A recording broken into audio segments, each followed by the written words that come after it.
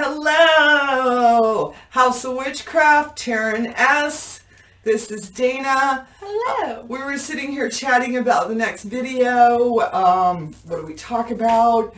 What do we do that people want to know about? It's like, what do you want to know about a witch? And one of the things I thought about is I was recently asked, once I announce I'm a witch, what do I do? What's next? What's next? How do I do magic? When do I do magic type things? And I really thought really hard about that. And I realized every day is a magical day. Yes. There is no one day, only on full moons type thing. Yeah, you can only be a witch on full moons. And how do I put it into my life? How do I put divinity? How do I put magic? How do I be a witch every day in my life? And for me personally, I have a small altar, and it's actually, if you saw it, you wouldn't even realize it's an altar. It's just a little pile of stuff that means really things personal to me. And I will give that little internal acknowledgement. Mm-hmm. And I know there are witch folk out there that will get up at the crack of dawn, walk through a labyrinth and meditate for 2 hours every day. And I also know some witch folk that on their way to work, as they get out of the car, they're walking across the parking lot, they stop and make an acknowledgement to divinity. They're both doing it right. Yes. You want to say, I'm a witch now. Tomorrow morning I'm going to wake up and I'm going to be witchy. What does that mean? It means that you do take a moment in your day. Mm-hmm. Every day. Whatever your moment is, your way, and just acknowledge that you're connected. Yes. In it. When something as simple as when you're cooking meals for your family and you're adding those herbs and those spices and you're stirring, you're doing magic. Everything we do is magical. Yes. You had just talked... Dana, we have Dana's kitty Paku is here. You can't see me, off camera. And we were talking about a lot of the newbies feel like they have to go get a familiar. Yes, that's the new kick right now, is everybody has to have a familiar. And I feel like, one, everyone's losing touch with what a familiar is. And two, it's just a trope that people have. People always ask me, is Paka your familiar? No, Paka's my fat cat. He's about as mundane as you could get, but he's my very good boy. That's fine. That doesn't mean anything, but yeah, everyone wants a familiar right now. Not all witches have familiars. In fact, actually, very few of us do. Yes. That is a connection, a gift that is given between a witch and a particular animal. It's not necessarily a dog, a cat. It can be anything. Mm-hmm. It's not... And if you're trying to find a familiar, you're probably not going to get one. Yeah. The universe sends them to folks. If you're a witch that's wanting a familiar, then, you start doing ritual work, opening yourself up to the possibility of one happening. It doesn't make you any witchy to have a familiar.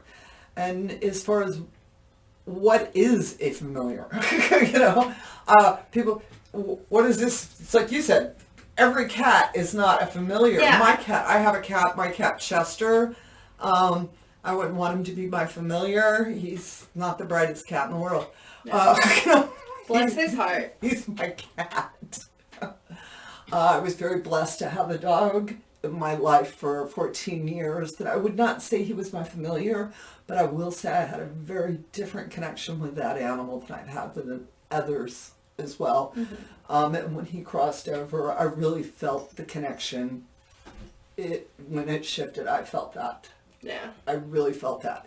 But familiars don't make you a witch. You don't have to go get one. Do not show up at the Humane Society looking for a cat because I have to get a black cat who is the most evil. Let me show you what this is. Let's imagine if this was my familiar. Let me move the chair. Let her get her cat for you. Let's see, what kind of cat do you think Dana has? Let me get this 16-pound ball of fluff. Look at this pooch right here. This is my cat. What kind of familiar would he be? He'd be useless. If I needed him, what would he do? Eat the guy? No. He'd probably eat me. But he's my very good boy. Yes. Lots of us witch folk, we love our animals. We love our fur, our four-legged fur babies, whatever they are. But they are not our familiars. No. They are our friends. They are our companions. And for many of us, they are our family members. He's my boy. And I have, animals do like going around magic circles. And if you have, if your dog, cat, horse, goat, ferret, mouse, whatever your animals are, walk through your circle. That's considered a blessing. Animals can walk in and out of sacred spaces without disrupting it. So don't worry about that. If your dogs want to come and join your circle, let them. But just because it's trendy right now to have a familiar, that's something that Hollywood has given us. Yeah. Yes, we do have historical basis. Yes, we do use familiars. We do use animal spirits. All right. But it's not something that we all do. It requires work. Earlier I talked about my dog. I actually worked for about 7 years to get that dog, where my life was set up, where my magic was set up, and where the universe decided to allow that to happen. All right? So don't force it. If it's not fitting, you do not need a cat to be a witch. No. All right? And I know you new folks, you want to tell everybody and all, and I so get it. And that's where you need to get involved in the community. Yes. You need to network. We were just ways to network. Yes. One of the ones that I think has been around since as soon as the internet was created is probably Witchbox, and that's still around.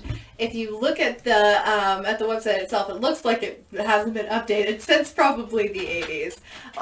But it's brilliant because as far as I'm concerned, every established coven is on there.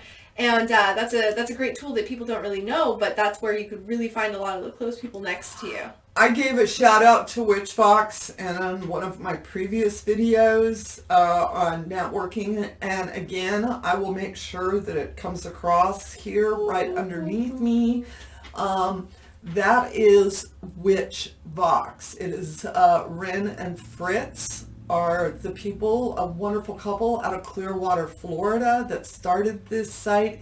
If I remember correctly, it was the late 80s. When the site, maybe right at early 90s, when the site first came up online. I was actually at a gathering down in Florida listening to Ren and Fritz talk about creating Witchbox, and that they wanted it just to be this open, networking place for the entire pagan community to come and find each other. Yeah, and it's brilliant because it also has a lot of everyone always, we ask the question, what's next? They do have some pretty good little 101 stuff on there. I'll say this. It's very, but it was good. When I was new and looking, it was one of the first things that I saw that I actually took seriously. Yes. They really do try to make sure it's good articles. I'm not going to say, you may not agree with everything you read. But it is a good place for quality information, and they do not charge folks for this, but they do have a patron where you can contribute. Please contribute to them. They have done so much for our community. Mm-hmm. I also talked about Meetup. Yes, Meetup. It's an app. I know some of you folks out in the country, you're going to get the app and nothing comes up. I'm Texas. sorry. Yeah, I got a friend in Texas who tried. I'm sorry. I have folks out in South Carolina in the Low Country area opened up the app and there was nothing. But if you are lucky enough to be in a metropolitan area, this is a place for other groups, not only witchcraft groups, all groups. Yeah, search words like metaphysical groups, pagan, spiritual even at times. Yeah, because if you open up Meetup and you see a mommy and me Meetup, they're just showcasing it. That's not the only Meetup. Yeah, it's like, why are you recommending me to go to Soccer Mom's Tea every other Wednesday? What's going on? No, you gotta look for stuff. But yeah, search metaphysical, search pagan, search spiritual, search witchcraft even, witches. Yeah, just do a little bit of digging, but Meetup is fantastic. And get involved in the community, all right? If you have any Unitarian universities nearby, they generally can get you hooked up with the right people. Well, the Unitarian Universalist. Yes. Let me say this right. Yeah, might as well say it right. It's been a day. They work with the COG, which is the Coven of the Goddess. The Coven of the Goddess is another big group. They are a reclaiming tradition. Excuse me, I just felt that in my eye. But they, probably about 20 years ago, it's been a while now, actually, that the UU and the COG got together and they do facilitate pagan groups. So you can actually go to a Sabbat at a UU. And depending on that UU, you may be able to go to full moon, new moon, drumming circle, witch classes. Each UU and each of the COG chapters in the UU has their own flavor. So if you were at the UU in Minneapolis and it was sort of lame, that does not mean that they all are. Just an example. We're not calling out any UU in Minneapolis. No, I'm not. Don't be hating on me. I was just saying that. Getting a comment from someone like, "Man, is the best out here." I mean, well, it's like you never know. Yeah, the Charleston UU used to work with the COG there, and they had a great guy going on and everything else. But when he left, it sort of petered out a little bit. Yeah. And he really, and that was really when that happened. Yeah, I was thinking of, was my example, was a lot of times it depends on who the facilitator is. Mm-hmm. But don't think that just because this one group did it, that they're all like that. Look into your area. I know a lot of you witches out there, you're like, I want to join a coven. I want to join a coven. Join a community. Yeah. We're more than covens. Yeah. Come meet and greet us. Go to gatherings. Go to festivals. Get involved in us. I promise you, when you meet us, you'll like us. We're nice people. You know? Very accepting lot. House of Witchcraft flies its rainbow flag. We're all about diversity, and you will find that the vast majority of our community is. Yeah, you're like the token straight woman of the circle. Yeah, she really is. We could count that on one hand, maybe, and it. I'm a heterosexual white woman. I celebrate me, and I also celebrate all the other colors too. Yes, we've got them all here. That's what it's about. And getting into our community, we had just a lot of times you join a coven, but the coven doesn't do anything, so now it's basically a group of solitaires. Now you're just a group of solitaires together. Yeah, you gotta do something. No, We are an amazing, vibrant, global community. You can get involved in us. I've been involved in community enough where I've actually traveled within the community, where I contact other groups where I'm going. They're nice. They host me. Shout out to the Kitchen Air Canada Coven. You guys were rocking the bomb. They hosted me for a weekend. Nice. And they were just the nicest people. And she had the nicest little cute guest room all set up for me. We like our aesthetics. It was just wonderful folks. I sent an email. I had to go up to Canada. It was part of a family thing going on, where actually I was right on the Canadian border. But I went into Kitchener, and they hosted me, and they were so amazing. I also, when I was in England, I stayed with the Avebury. I'm not going to say the... An Avebury Coven, a coven that is in the location of Avebury, which is near Stonehenge. I got to be hosted there, and we met some really cool witches and had an amazing magical evening. We travel within our own community, all right, and we've learned how to do it. Not only is it a lot of fun, Yeah. just to go meet and greet other witches and dance in circles with them, it's also safer, or at least that's how I feel. Yeah. And when I'm traveling with my community, I feel much more at ease. Yeah. And everything. So become part of our community. When we were like, what do I do next? I'm a witch. You've made this declaration. You looked in the mirror. You put on your witchy hat. And you're like, what do I do now? Dude, just live your life. Do you. Be awareness of the divinity. However you express divinity every day. All right? If it's lighting a candle to an altar and saying a very well thought out prayer, if it's standing in a parking lot, if it's meditating, whatever is your way, do it. Remember, all of your actions are magical. Your words create. Start being aware of what you're saying to people. Yes. Start working on living your life in a state of gratitude, a state of blessings, and in a state of service. Mm-hmm. What can I do for others? All right. You can't be asking the universe for things, for spell work, for magic work, if you're not going to give back to the universe. See, I mean, this is some common sense stuff, folks. Get your life in what we talk about. Get it in order. Keep your word. Pay your bills. Do what you're going to say. Say what you're going to do. That's living your life well. Mm-hmm. It doesn't mean we have to have a 6-figure job, a vacation home, and 3 cars in the driveway. Yeah, no. That is a materialistic life that's been misspent. Really, really spent. Because they spent a lot of money for all those things. Yeah, right. But wealth is in the community and your relationships. Mm-hmm. And so really work on being a good person. Yeah.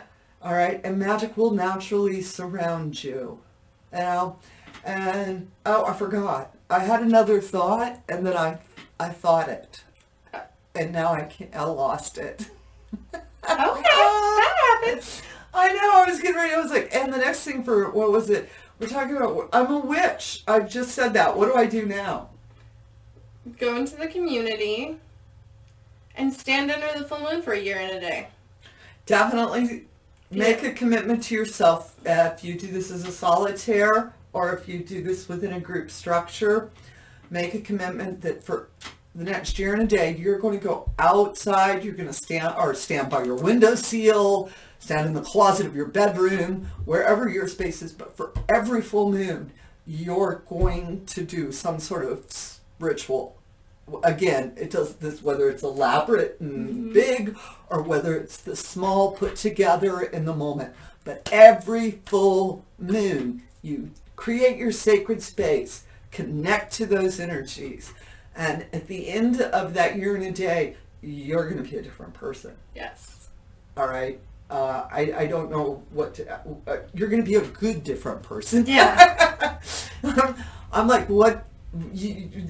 it's different. You're more connected with yourself. You're more connected with divinity. You're more confident. It's just all around a good thing. It is so amazing. The world becomes a much brighter, happier place, I think, is how I mean, and I really don't have a lot to say where I'm falling over myself in these words.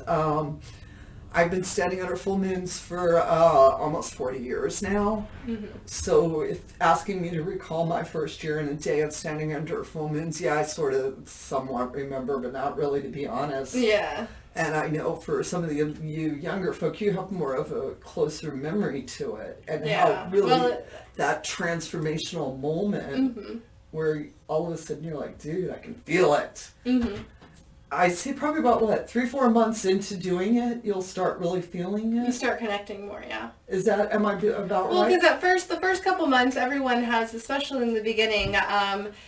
Don't kid yourself if you haven't had that moment where you're like, oh my God, am I just standing under the night sky doing nothing, being silly? That ego is hard to break through, and so you feel a little silly at first. You feel a little unsure about yourself. But after time, just doing it consistently, so around the 3 or 4 months, that's when it starts to feel more natural. You start feeling less silly. It starts feeling more routine. You start finding your flow. That's the most important part. Finding your flow, finding what works for you.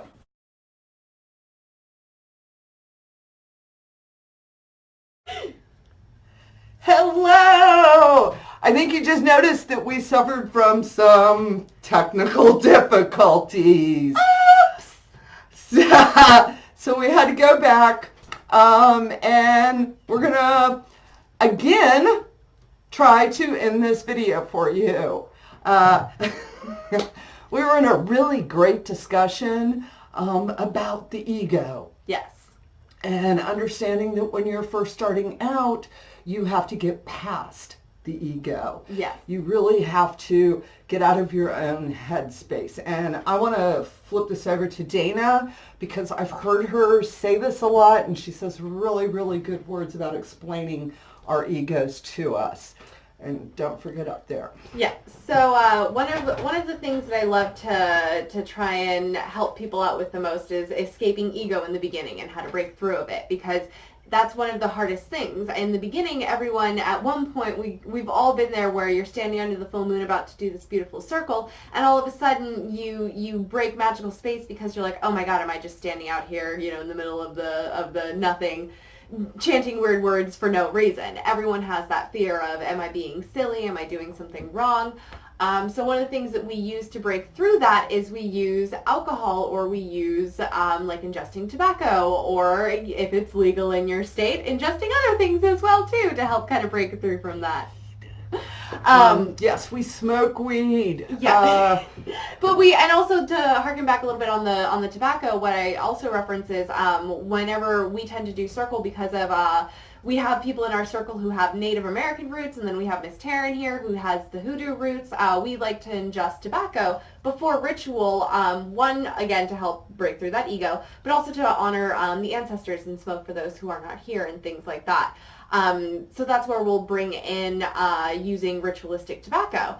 And another reason that I like to use it, just to kind of go off on a little tobacco tangent, is I really enjoy incorporating it in certain parts of ritual, because it's a great way of taking the energy that is within you and the intent that is within you and to physically blow it out on something. Yes, we have another video on your magical breath. Yes. Check out that video. This is what we're talking about, is using the essence of yourself and bringing it out. The use of tobacco smoke aids in that endeavor. Yeah. And everything. And the next thing, I want to talk more the whole that ego. I really want to stay here because I've seen this happen to so many new folks. Like what you're saying, you're standing out there, you're doing this all, and you're like, is this right? Yes, and that's such a real way of just breaking that magical connection when you're in it, and it's so sad because you could really enjoy yourself and you could really have such an amazing time if you could just get through that. And it's natural. That's what also we want people to understand, that everyone does it in the beginning. And so that's why we're not talking about getting crazy and having, 10 beers, shots. What we're talking about is having a glass of wine, having before ritual maybe. Just enough to relax yourself. The first time you start dancing around that sacred fire, and you're like self-conscious. You're thinking about yourself. That is what we're talking about when we're talking about ego. Yes. And being able to truly have an aesthetic dance experience. Mm-hmm. All right, where you are dancing for the joy of dancing. You're dancing like nobody's watching. Mm-hmm. All those things that you can do. we were really blessed, and to year before last, we got to go to Pantheon, Pantheon. and we got to do an aesthetic dance with Selena Fox and some other amazing magical play. That was amazing. The whole room, it was There was ribbons that were going around that matched they did this series of songs that were based around the elements. Yeah, and there were people coordinated in it that were passing out these like scarves that corresponded with the elements that we were doing.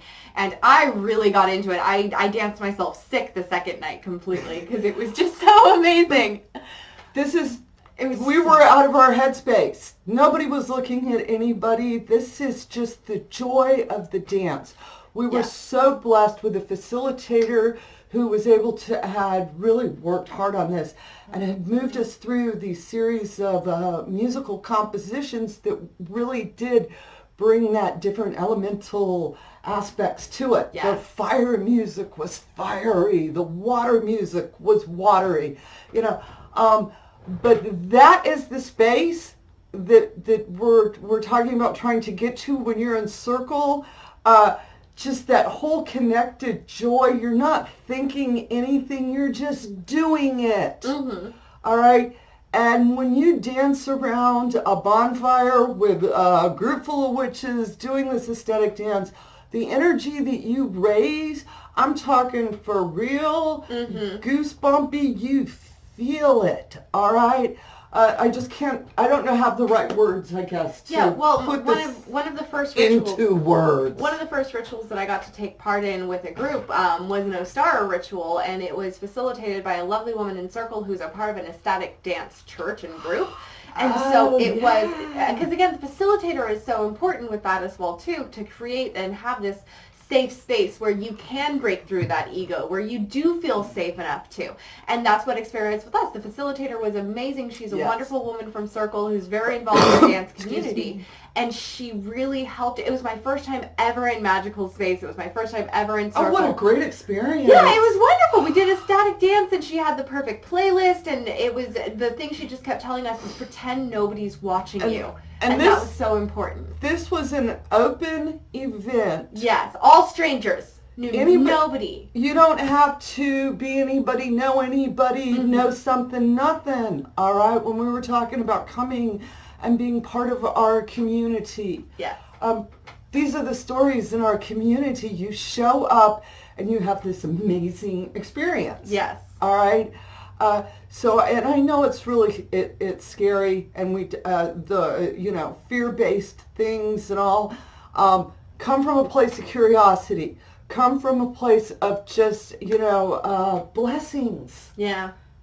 Come from that place, and our community is going to greet you with that same energy and everything. That was the biggest, I really wanted to end this video on was just get the courage to come and meet us. Yes. It's scary. One of my good friends in Arizona right now is trying to get the courage to go to her first meeting because, she doesn't have anyone to go with, and she's scared that it might be lame or that it might be too much fun and it's 30 minutes away, so oh no.